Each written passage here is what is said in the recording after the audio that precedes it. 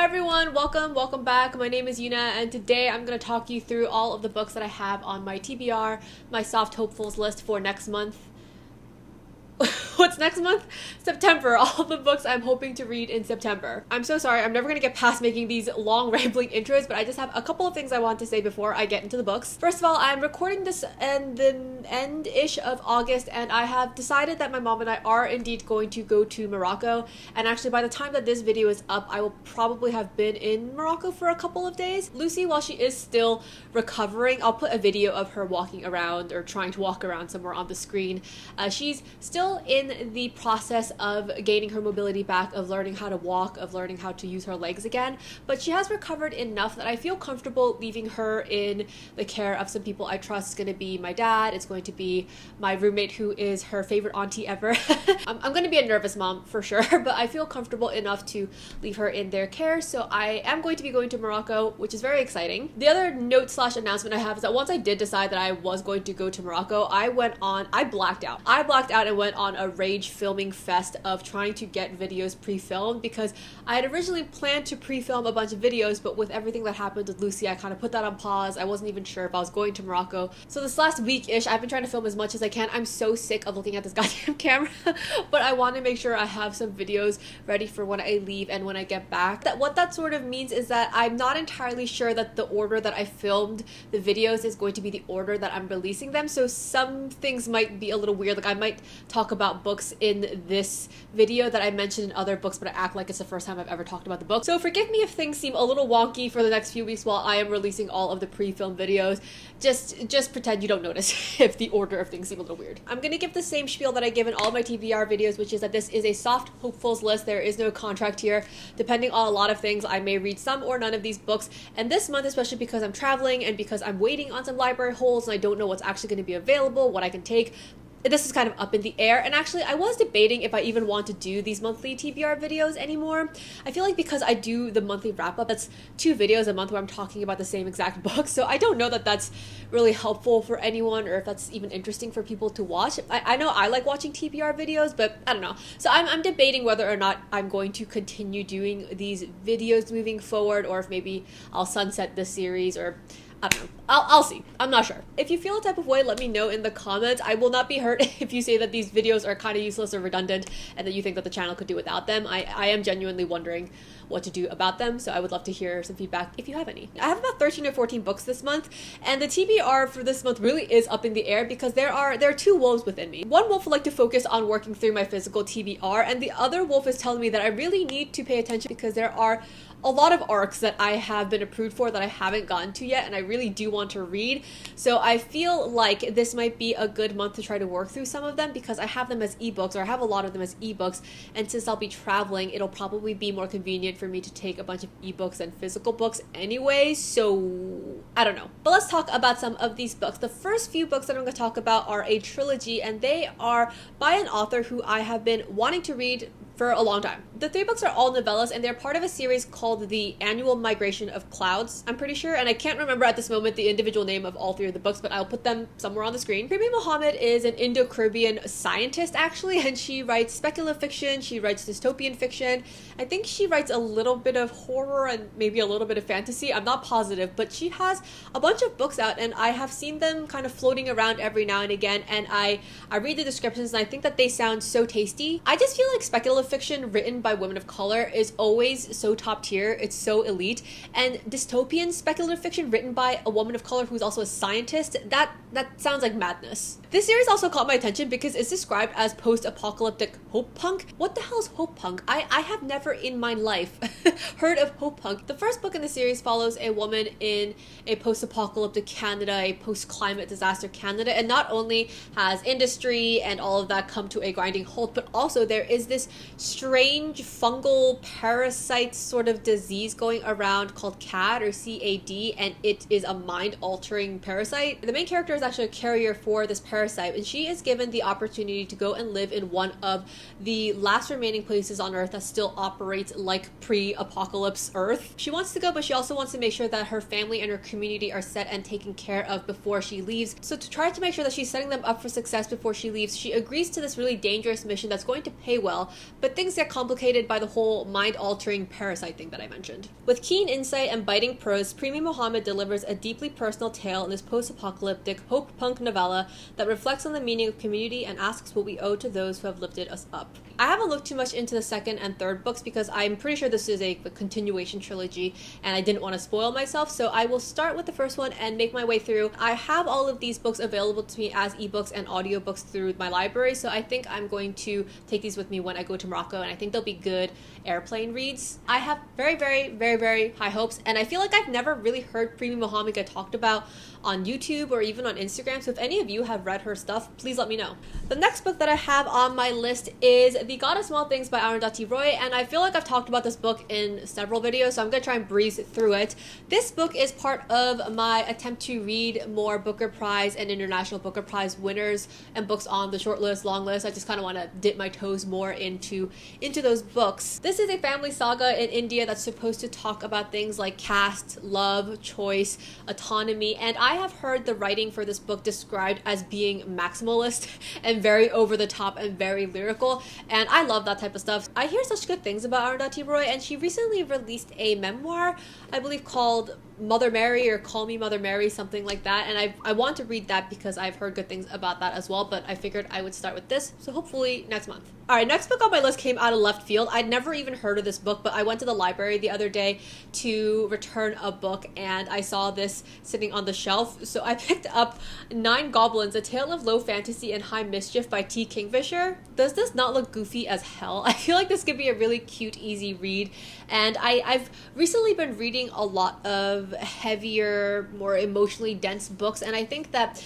I'm just so mentally, emotionally exhausted from taking care of Lucy and being afraid of her not being able to recover that I don't know that I have the emotional bandwidth right now to be reading a lot of those books, so I would like to read something, at least a few things that are a little bit lighter, so this hopefully will fit the bill. T. Kingfisher is one of those authors that is a hit or miss for me. I love some of her works, and some of her other works I think fall kind of flat for me personally, so we'll see what side of the camp this one lands on. I do obviously have this physical copy that I took out from the library, but I don't know if I want to pack it with me to Morocco or not. I do also have the audio book and ebook that I could check out if I want to just leave the physical book, but either way, I will try to read Nine Goblins and let you know what I think. Next book is one that I really want to try to prioritize for next month, and that is one of the arcs that I have sitting very patiently for me, and that is A Plagued Sea by Kim Bo-young. I'm sorry if the lighting is crazy. It is a really cloudy day today. It's supposed to rain later, so the sun is coming in and out, and it's getting very dark and then very bright, so the lighting might be all over the place. Anyway, A Plagued Sea I did talk about in my Women in Translation video, so again, I will try and breeze through this, but this is a translated novella. It was originally written in Korean, it's been translated to English, and it is a horror novella, so it will be my very first translated Korean book that is horror. Before I get into what this book is about, I just have to say it is such a flex to have Bong Joon-ho on the cover of your book praising your work. If you don't recognize his name, he is a very famous South Korean director. He has won the Oscar for Parasite, I think. He directed The Host, he directed Mother, he directed Snowpiercer, Parasite. He does some funky stuff, so it is a major pull, a major flex to have that man on the cover of your book. This story is about a woman named Boo-young, and she is a bodyguard who finds herself trapped on this island. She is on an island and stranded when there is a massive earthquake that unleashes some sort of ancient plague, and people who are infected by this plague turn into fishy, marine-like monsters. I love me an eerie, disturbing, unsettling horror or thriller novella, so high hopes as well for this one. Next book I want to talk about is To Be Taught If Fortunate by Becky Chambers. Becky Chambers is one of my all-time favorite authors. If you do not know, I love her Wayfarer series. I recently read and loved The Monk and the Robot duology. I am actually going next month to meet Becky Chambers for a book signing and also be attending a panel where she's talking about her new book that is releasing. Before I go to that, I decided I want to read her entire available catalog, or her catalog that is currently published, and this is the last one that I have of hers that I have not yet read. This is also a novella, and it is about 4 astronauts sometime in the future who are exploring, I think, 4 different planets. My friend who I'm going to the book signing with, she is a microbiologist, and she read this book and she said she loved it. She said that this is a love letter to science, a love letter to exploration. Becky Chambers, like I said, is one of my favorite authors, right alongside Mary Oliver and N.K. Jemisin, and they're all people from whom I would read their traffic report reports, I would read their grocery lists, I would read their weather reports. So I have just absolutely no doubt that I'm going to love this book. If I come back here for my reading wrap up and say I didn't like it, there is a good chance that that is a doppelganger. I'm fully expecting to get emotional and to cry at least once. Alright, next few books are also books that I have mentioned in other videos here and there, so I'm going to breeze through them. The first is Taiwan Travelogue, and again, I will not bore you because I know you've heard me talk about this multiple times. This is a book that is written like a non-fictional account. It is fiction, but it's written like a non-fiction journal of a Japanese woman who goes to Taiwan during the time period when Japan was colonizing Taiwan. She travels through Taiwan with a Taiwanese translator, another woman who takes her on sort of a food journey. It's supposed to be sapphic. It's supposed to talk about things like identity, national identity, colonialism. So all that sounds great. You simply must be sick of hearing me talk about Notes of a Crocodile. This is another translated book. I've talked about this several times, so again, I'm going to breeze right through it. I'm not going to bore you.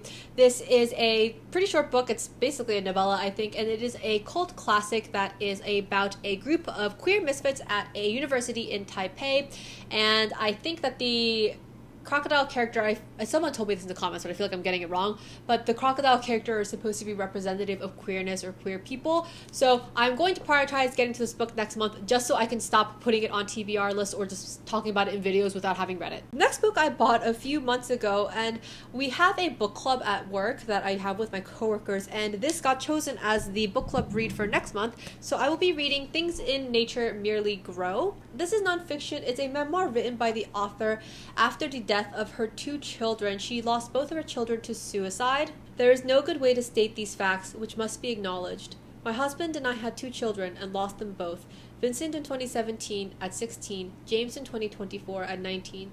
Both chose suicide and both died not far from home. I can't imagine that this book isn't going to be vulnerable and emotional, and I think that it's going to talk about love, love lost, love enduring, life after loss. It's kind of ironic because I read all the time and I literally have a booktube, but I've never actually participated in the book club discussions with people at my work, so we'll see. Maybe I will break past my introverted, awkward self, and after reading this, I will finally partake in the book club discussion at work. I have wonderful coworkers, and they've picked some incredible books, but I never end up getting around to getting myself to the book club discussion, so maybe this will be the one that does it. While all of these I said are only soft hopefuls, the rest of the books are quite nebulous. I'm really not sure what else I'm going to try to read next month, but one of the books I was thinking I might try to pick up is James Baldwin's Giovanni's Room. I've wanted to read Giovanni's Room for a while. I love James Baldwin, and this is the story of a queer man in the 1950s. Now, the reason I say that I'm not really sure if I want to read this book or if I want to try to save it is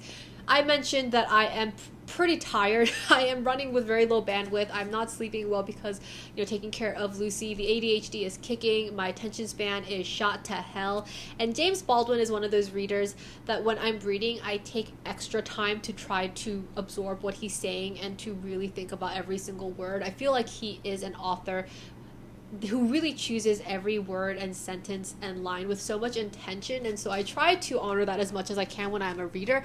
And of course I read all of my books carefully, but if you're reading 9 Goblins, it's not going to have the same sort of intellectual heft that this does. I'm assuming. No hate to 9 Goblin or to, low fantasy or fantasy books or anything like that. I just think that there are different books that require different things from their readers.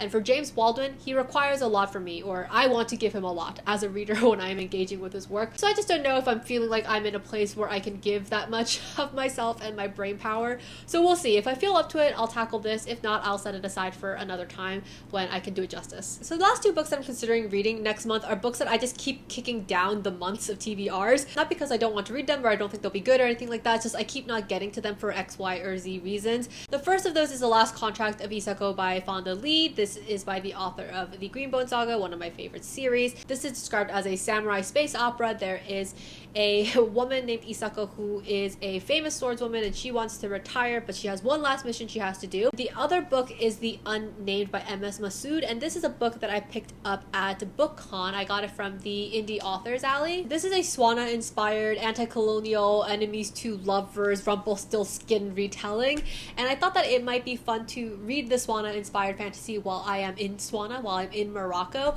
But again, I'm not sure if I want to take a physical book. I just don't have a lot of space. I'm taking a tiny little carry-on. But if I do decide to take a physical book, I just think that it would be so cool and fun and immersive to be sitting in Morocco and with those sounds and smells and colors and to be reading a book inspired by that region. So we'll see. I feel like as I'm talking about it, I'm talking myself into taking this book. I think that would be really cool. So maybe I'll bump this up from an unsure to a priority. And that is it. Those are all of the books that I'm considering reading next month. I really did try to keep it short for the ones that I've talked about before, so I hope I didn't bore anybody. So we'll see what I get to. But again, thank you for your patience for the next few weeks if the filming schedule and the upload schedule don't match up quite well, and so if things seem out of order, I apologize. Again, let me know if you have any opinions on my TBR videos, whether you enjoy the videos and you want me to keep doing them, or you feel kind of ambivalent or think that they're redundant and think the channel could do without them. Would love to hear your opinions. And if you have read any of the books that I've mentioned today in this video and you think that there are any that are really, really good and I should prioritize trying to read, let me know that as well in the comments. But that's it for me today. Thank you as always for being here. I appreciate you.